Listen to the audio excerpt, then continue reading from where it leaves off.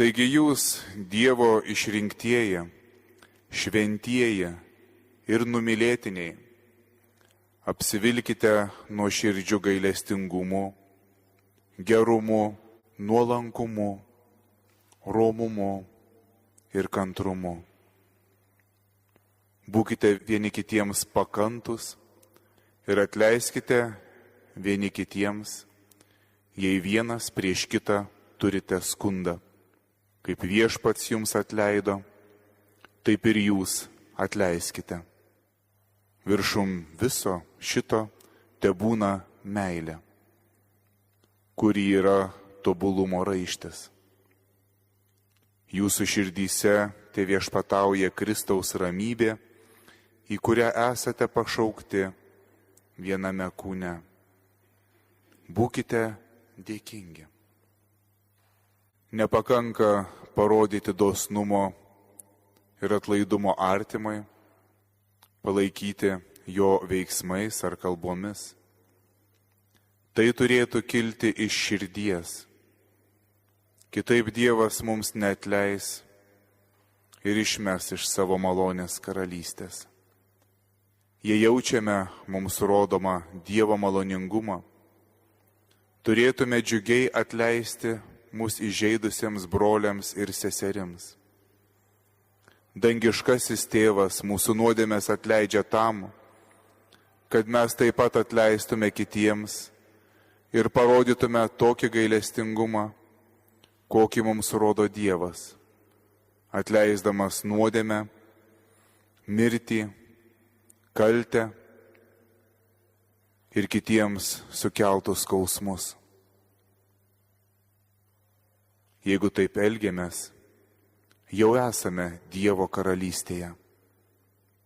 Dievo gerumas gyvena mūsų širdyje, padarydamas mus mylinčiais ir gerais. Kristus sėdi Tėvo dešinėje, tačiau valdo visų tikinčiųjų širdis ir sąžinės, kad jos jo bijotų, mylėtų ir ištikimai sektų. Kaip ištikimi pavaldiniai seka savo karalių. Savo elgesiu ir savybėmis pasidaroma panašiais į Dievą, kaip kalba Kristus. Taigi būkite tokie tobuli, kaip jūsų dangiškasis Tėvas yra tobulas. Dievas yra tobulas, iškęsdamas mūsų blogį, menkumą, nuodėmę ir netobulumą, bet leisdamas mums, kad ir mes atleistume savo broliams ir seserims. Dangiškasis Tėve, padėk kiekviename žmoguje matyti brolį ir seserį, už kuriuos numirė Kristus. Viešpatie, tu mokei, kad visi mūsų darbai be gailestingumo yra niekas.